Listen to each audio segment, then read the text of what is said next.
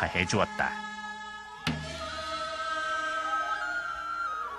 이날 양로연에 참석한 노인 중에는 송굴구리, 강방아금, 이고부랑, 강대노미, 최어둔금, 김점생이라는 이름의 평민들이 포함되어 있다. 다양한 계층을 초대했던 것이다. 그리고 또 하나 흥미로운 것은 이들에게 제공된 음식이다. 두부탕, 편육, 그리고 각종 과일 등인데 정조의 상에 올려진 것과 똑같은 음식이었다. 그러니까 송굴구리란 노인도 이고부랑이라는 노인도 모두 임금의 수라상을 받은 셈이었다.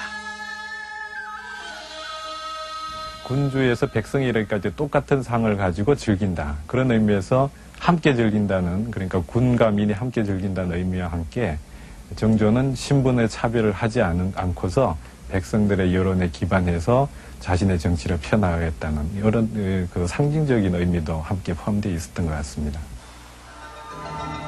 백성을 만나 그들의 여론을 듣고자 했던 정조의 노력은 행차길에서도 이어졌다. 당시 정조의 행차가 시흥을 지나는 상황을 담은 이 장면을 보면 백성들이 연도를 가득 메우고 있는 것을 확인할 수 있다. 이들의 모습이 무척이나 자유로워 보인다.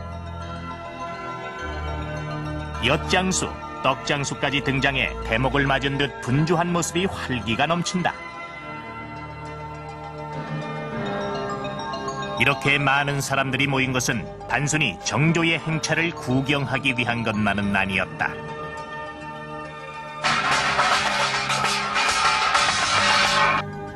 바로 격쟁을 하기 위한 것이었다. 정조의 행차길에는 언제나 꽹가리가 울리고 백성들은 국왕 앞에 나가 각종 민원을 호소했다. 그리고 그 자리에서 정조는 백성들의 민원을 청취하고 해결해 주었던 것이다.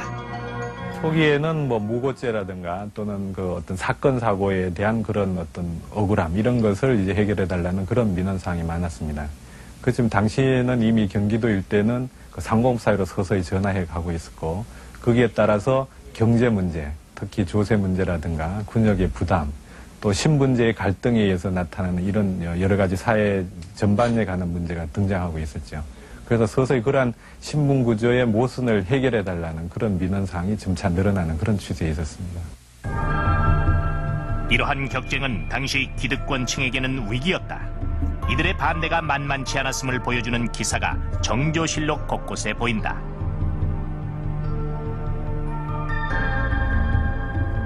격쟁으로 인해 신분 질서가 사라진 지 오래고 사회 기강이 무너져 내리고 있다는 주장을 내세워 영의정 서명선이 격쟁을 하는 사람을 붙잡아 처벌할 것을 요구할 정도였다.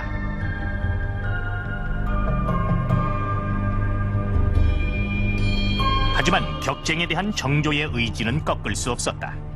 정조는 오히려 백성을 만나 격쟁을 처리하기 위해 행차를 의도적으로 기획하기도 했고 백성들 또한 격쟁에 적극적으로 참여했다. 제위 24년 동안 정조가 처리한 격쟁은 무려 1335건에 이르렀다.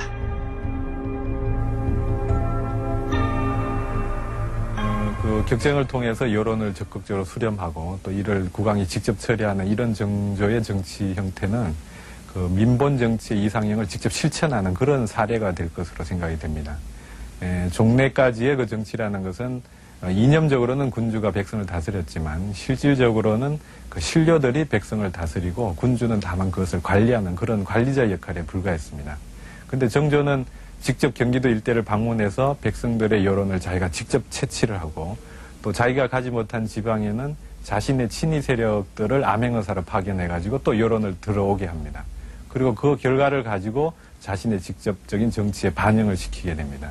따라서 종래까지 백성을 통치하는 입장에 있던 신료들 역할이 상당히 축소되고 이제는 백성들의 여론에 기반한 그런 국왕의 직접적인 정치가 이루어지는 그런 민본 정치가 실현되었다고 할 수 있겠습니다. 기득권 세력들과 팽팽한 긴장관계를 유지하고 있던 정조가 주목하고 있었던 것은 밑으로부터 성장해오는 백성들이었습니다. 그러한 백성들의 힘을 바탕으로 정조는 새로운 정치를 펼치려고 했던 것입니다. 정조의 이 화성 행차는 그러한 백성들의 뜻을 확인하고 자신의 개혁 의지를 굳건히 하는 기회였던 것입니다. 이 백성들의 지대한 관심 속에 행차를 마치고 정조는 한양으로 돌아옵니다. 이 병풍의 마지막 그림인 주교도는 정조의 행차가 한강을 건너는 모습을 담은 그림입니다.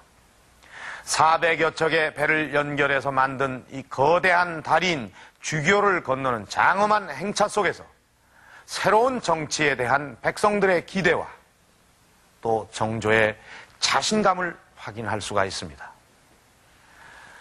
정조의 감회는 아마 남달랐을 것입니다.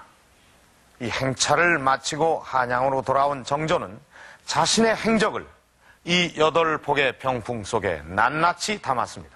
그리고 또 하나의 방대한 기록을 남깁니다. 바로 이 원행을묘정리의궤라는 제목으로 화성행차의 결산 보고서입니다.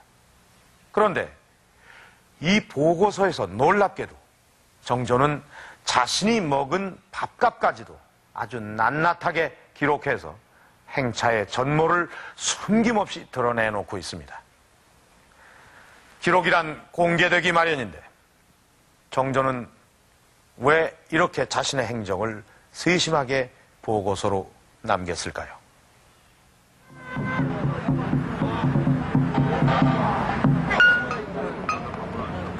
매년 10월이 되면 수원의 효행공원은 분주해진다. 수원시에서 주관하는 정조의 화성행차 재연 행사를 준비하기 위해서다.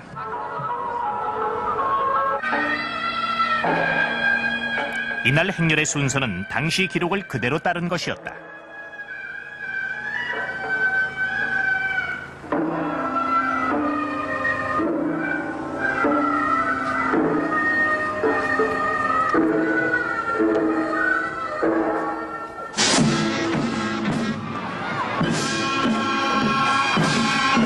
이날 행사는 당시 행렬이 지나갔던 길 중 일부에서 이루어졌다.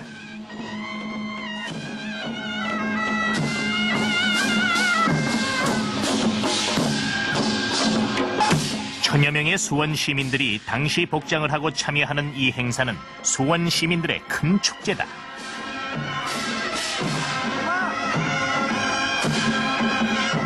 정말로 우리가 이런 행사를 지금 재현할 수 있던 것은 당시 그 정조대왕의 어떤 문화에 대한 인식, 원행을묘 정리궤라고 하는 그러한 훌륭한 역사 기록서가 있기 때문에 재현이 가능했습니다.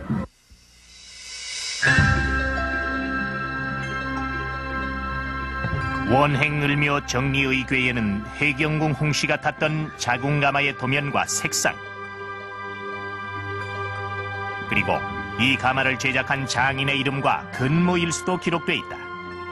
심지어는 반나절 일한 것까지 정확하게 기재해놨다. 이 장면은 해경궁 홍씨의 회갑잔치에서 추었던 선유락이라는 춤이다. 의궤에는 이러한 춤의 장면과 그 춤을 춘 기생들의 이름까지 빠짐없이 기록하고 있다. 국가 공식 기록에 기생들 이름까지 올려놓은 것은 보기 드문 일이었다. 이제 국정 운영을 실명제로 하겠다 이런 뜻이죠. 그래서 누가 무슨 일을 어떻게 했는지를 소상하게 밝힘으로써 책임의 소재를 분명히 해주고 또 그 행위에 대해서 책임을 지우겠다는 것입니다. 뿐만 아니라 후세인의 평가를 받겠다 하는 그러한 이제